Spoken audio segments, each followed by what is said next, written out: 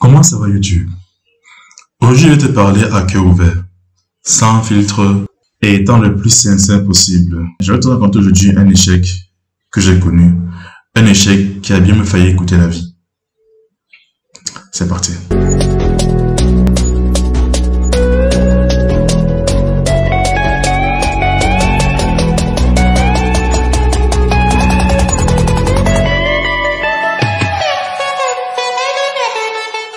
Salut à toi, je m'appelle Gaston Técu, je suis entrepreneur web et disciple de Christ. Et cette chaîne, on parle de business en ligne en Afrique, on parle de foi chrétienne, on parle également d'argent, car les deux ne sont pas incompatibles, mais vont de pair. Alors si tu es nouveau, je te recommande de t'abonner et d'activer la cloche de notification pour ne manquer aucune de nos pépites.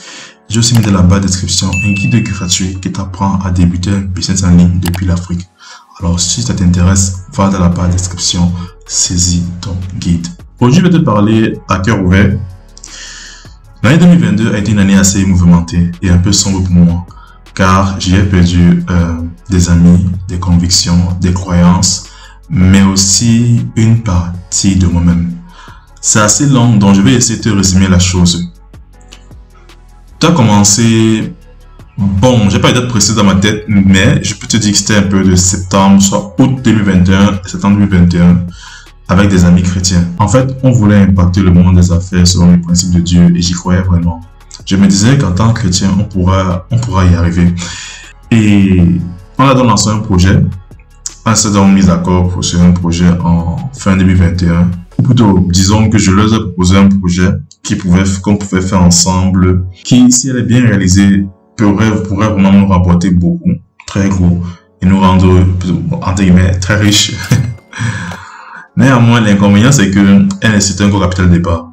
Voilà soit l'inconvénient, un capital départ. Et ça, on l'avait pas. C'est pourquoi on a décidé donc chacun d'aller chercher de chacun de son côté de l'argent pour investir à l'intérieur. J'avais trouvé ma part, mais les trois autres, ou du moins, ils n'avaient pas trouvé suffisamment. L'un m'avait dit de payer pour lui, à la fin, il va me rembourser, à tel âge, il va me rembourser et tout ça. J'ignore si c'était de la naïveté ou bien de la confiance, ou bien de la confiance, mais moi, personnellement, lorsque quelqu'un en Christ, quelqu'un qui est en Christ me dit une chose, je ne parle pas d'un pays spirituel, je ne parle pas de quelqu'un qui est de nouveau d'ailleurs, mais je parle de quelqu'un qui est, qu'on appelle communément bishop. Genre, quelqu'un qui est vraiment... Bishop, c'est un surnom quand on a des gars très spirituels. Donc, quelqu'un est vraiment ancré en Christ, quoi. Lorsqu'une personne te dit une chose, je me disais que lorsqu'on te dit quelqu'un comme ça te dit une chose, c'est comme, il va un peu agir comme Dieu. C'est-à-dire qu'il va veiller sur sa parole afin de l'accomplir. Mais je m'étais trompé. Tout le monde n'est pas comme ça. Résultat, vu que je voyais qu'il ne réalisait pas, je l'ai relancé une fois, deux fois, puis trois fois. Bref, à la fin, il m'a donné une réponse qui m'a assez glacé. Je cite, Gaston, Dieu m'a dit de ne pas investir dans ce projet.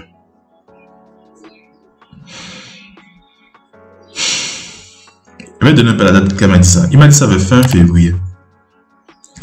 Pourtant, depuis début septembre, il était d'accord, il était ok, il était tout ça. Maintenant, fin février, c'est ton délai pour pouvoir rembourser l'argent que j'ai investi pour lui. Il m'a donc dit ça. Ça m'a fait un choc. Ça m'a vraiment fait un choc. Mais je me suis dit que bon, il y a encore les trois autres, on peut encore gérer et tout. Un autre m'a dit que sa famille lui a dit que les choses en ligne, c'était de l'arnaque. Donc, il pouvait se retirer. Pour te faire quoi, tous sont partis. Et je me suis retrouvé dans des dettes pas possibles. Et qui allaient de gloire en gloire. Donc qui allaient en évoluant. Et en toute franchise, je me suis dit que bon, en quelques mois, je pourrais rembourser tout ça, non. Je peux rembourser. En fait, je me suis dit que Dieu allait intervenir. J'ai cru qu'il devait avoir un miracle. Et pouf, je suis sorti d'affaire. J'y ai cru. J'ai vraiment cru qu'il devait avoir un miracle. Malgré mes prières, mes jeûnes, mes déclarations, les démons que je chasse, les démons de la pauvreté que je chassais, fatigué. Rien. Et absolument rien. J'ai envie de dire que plus le temps passait, plus il tourmentait. Et un jour, quand j'étais face à la dure réalité, j'ai craqué. J'ai vraiment craqué. C'était comme si pendant des mois, j'avais refusé de ressentir la moindre tristesse en me disant, ça va aller. Dieu va agir. Il agit toujours. Il a toujours fait. Il le fera toujours. Donc ça va aller. J'ai refusé de supposer l'option, et s'il ne fait rien, comment tu vas t'en sortir? C'était comme si j'avais accumulé toutes mes émotions négatives dans une grosse mobile dans mon esprit. Et je les enfermais à l'intérieur. Mais ça commençait à entrer en ébullition et en l'espace d'une seconde, ça a explosé. Toutes les émotions négatives que je me suis refusé de ressentir pendant les mois qui ont précédé, je les ai tous ressentis au même moment et avec la plus grande intensité. C'était tellement douloureux, faisait tellement mal que j'ai réellement pensé à mettre fin à mes jours. J'ai réellement pensé à me suicider. Mais l'image de la tristesse que j'ai laissée derrière moi m'était assez insupportable. J'ai décidé de ne pas le faire. Pour te faire court, c'est assez long. J'étais suivi par un psychologue pendant quelques temps. J'ai dû rentrer chez mes parents parce que je n'étais plus psychologiquement apte à vivre seul. Les envies de suicide devenaient de plus en plus récurrentes et le pire, c'était la solitude. Je me sentais terriblement seul. Et il n'y a pas pire sensation que d'être avec des gens qui te donnent l'impression d'être seul. Et j'étais souvent avec des gens qui me donnaient l'impression d'être seul. C'était tellement horrible pour moi. Tu es là, tout le monde rit, machin, toi tu es là, comme ça tu les regardes. Pour moi, c'était affreux. C'était affreux. Et encore plus la nuit, parce que la nuit au moment de dormir, gars, c'était comme si, c'est pas, il y a un trou en toi qui fait absorber tout. C'était vraiment terrible la nuit. Et c'est là que le docteur m'a donc dit, en fait, tu fais une dépression. J'étais genre, ah, c'est ça une dépression. C'est comme si tu es, je vais dire quoi, tu es constamment en vie, tout sentiment. Tu as juste la colère, la tristesse qui est omniprésente, un mélange de sensations très désagréables. Bref, la suite est assez longue pour une seule vidéo. Mais sache que c'était un long calvaire pour moi. Et les mois qui ont suivi l'événement du suicide sont divisés en deux grandes parties, j'ai envie de dire comme ça. La première partie, j'ai envie de dire, c'était comme une sorte de descente aux enfers. Dans le sens où j'allais de mal en pire. J'avais beau avoir pris un travail pour rembourser mes dettes, mais ça n'arrangeait rien. Parce que tu travailles, à la fin du mois, on ne te paye pas. Tu travailles, tu n'aimes pas sûr qu'on va te payer à la fin du mois. Alors moi, j'ai dû arrêter parce que c'était insoutenable. J'ai encore pris un deuxième travail. Mais à la fin, tu es reçu à l'entretien, tu es reçu en tant que personne. Mais à la fin, le boss te dit que, voilà, en gros, il va prendre son neveu pour faire le travail parce que son neveu n'a pas le travail. Et il voudrait que tu aides son neveu à découvrir les trucs que toi, que tu connais maintenant. Cela gratuitement. Souvent, les chefs d'entreprise camerounais sont méchants. Non, les gens d'ailleurs sont méchants. Oh, Seigneur. J'étais fatigué, moi. J'étais fatigué. Fatigué d'essayer d'aller mieux. Fatigué de lutter. Fatigué d'être vu comme une pauvre victime de la part de certaines personnes. J'ai juste décidé de me laisser aller. De me laisser couler. Je ne résistais plus. Et naturellement, mon comportement avait changé. J'étais devenu très irritable. Et beaucoup de gens commençaient à me laisser. Puis j'ai beaucoup de gens, c'était les gens qui étaient encore là, on commençait à me laisser. On commençait à me voir comme une sorte de, je sais pas, j'avais dit de bled, avec une sorte de pitié bizarre. Et j'ai revu comme un gars avec pitié, c'est ça. Et je me suis retrouvé seul, vraiment seul, profondément seul, dans beaucoup de sens du terme. Et cette solitude me détruisait progressivement. C'était vraiment désagréable. Moi, tout ce que je voulais, c'est que tout redevienne comme avant, que puisse redevenir comme avant, et que les choses s'améliorent. Mais c'était comme si c'était un rêve que je ne pourrais pas avoir. La seconde partie, c'était comme une sorte de lumière qui est née de les ténèbres. Comme je dis précédemment, j'étais seul dans cette obscurité. Et j'ai reçu le message d'une amie. Un message assez banal. Salut, comment tu vas? Ça fait longtemps. Mais c'est souvent ce genre de message qui touche énormément. Parce que c'était une période assez compliquée. J'ai dit, je n'avais plus trop d'interaction sociale avec les gens. Et c'était vraiment compliqué de mon côté. Cette amie m'a aidé à aller mieux. Elle m'a aidé à aller de l'avant. C'était comme si j'étais au fond d'un trou, incapable de bouger, de me lever, de faire un seul mouvement. Elle est venue. C'est comme si elle m'avait dit quoi? Soutenu, m'aider à me tenir debout en fait. Le temps que j'y arrivais seul. Elle était comme une béquille. Elle était présente, elle était un soutien émotionnel. Malgré mes dérives, malgré mes sautes d'humeur, malgré mes imperfections, elle était là. Elle était toujours là. On m'avait fait comprendre que quand tu traverses cette période, c'est préférable de ne pas être avec quelqu'un, préférable de rester seul, préférable de ne pas, bref, de ne pas, on va dire, blesser l'enfant de quelqu'un. C'est vrai. Mais ce qu'on m'avait pas dit, c'est que souvent, une personne peut t'aider, peut te donner je vais dire quoi, l'étincelle que tu as besoin pour pouvoir rallumer le feu qui est en toi. Et elle l'a fait. Et par la suite, c'était comme si se suivait plusieurs personnes, des gens qui venaient. Genre, comme j'ai dit, elle était comme la béquille, le temps que je me suis tenu debout seul, mais je n'avais pas avancé. Une autre personne est venue m'aider à avancer. L'autre personne m'a appris à courir, etc. Donc les gens se suivaient en fait. Et à un moment, je me suis rendu compte que je ne ressentais plus de solitude, j'avais plus de tristesse en moi, plus de sautes d'humeur, j'allais de plus en plus mieux. Et à la fin, vraiment, j'ai compris que la dernière personne avec qui je devais travailler, c'était moi-même. Je devais faire la paix avec moi-même.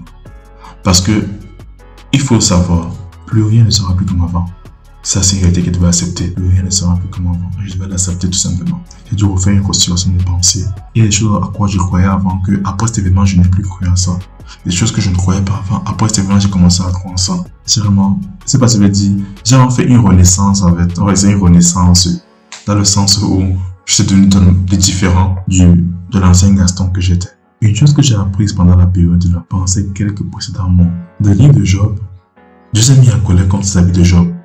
Mais si on prend un peu la peine de lire un peu le livre, on se rend compte que eux, ils ne faisaient rien de mal. Tout ce qu'ils voulaient, tout ce qu'ils essayaient de faire, c'est trouver une explication au malheur de Job.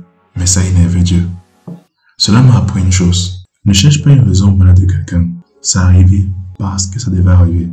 Très souvent, ils me posaient la question, pourquoi Dieu a permis ça? Pourquoi Dieu a permis ça? Mais très souvent, quand on pose la question pourquoi, on n'attend pas réellement une réponse. On veut juste que la douleur se calme. Et dans ce livre, j'ai compris que je ne dois pas chercher une explication au malheur de quelqu'un. Je dois juste l'accepter et faire confiance à Dieu. Le malheur atteint souvent le juste, mais l'Éternel l'en délivre toujours. C'est une promesse qu'il nous a faite. Depuis cet épisode de ma vie, ma façon de voir les choses a beaucoup changé. Je me suis rendu compte qu'à force de travailler comme un malade pour rembourser les dettes, je n'ai même pas profité du voyage. Et j'ai aussi pris beaucoup de poids. Dommage. On décide de ne plus profiter de la vie. Parce qu'il faut savoir une chose, c'est la première et dernière fois que je serai jeune. Je n'aurai plus la force que j'ai maintenant. Un jour, j'aurai une femme, j'aurai un enfant, j'aurai des enfants. Je vais devoir rester dans la main pour prendre soin d'eux, pour pouvoir leurs besoins, etc., etc. Mais aujourd'hui, je n'ai pas tout ça. Je n'ai pas tout ça encore. Donc, je suis libre d'aller où je veux. Je travaille avec Internet. Du moment où j'ai la conscience d'aller quelque part, je suis libre d'aller où je veux. C'est ça qui est merveilleux. J'ai donc décidé de quitter ma ville, la ville qui m'a vu grandir, que j'ai vécu, voilà, pour aller, entre guillemets, à l'aventure. Bon, c'est Yaoundé. Je crois que c'est Yaoundé. Pour aller un peu autre chose, découvrir de nouveaux paysages, de nouveaux climats. Depuis que je suis arrivé ici, là, pour toute la vidéo, c'est depuis Yaoundé. Il y a remarqué que le climat est très différent de Douala. Et la terre est différente aussi, avec la terre rouge, partout. Les gens sont aussi un peu différents ici. Ouais, ils sont un peu, pas beaucoup, mais un peu différents. Donc, j'ai vraiment apprécié l'expérience. Certes, il y a des choses qui ne vont pas bien, mais, gars, dans toutes choses, il y a le mauvais. Je suis vraiment agréablement surpris pour dire vrai.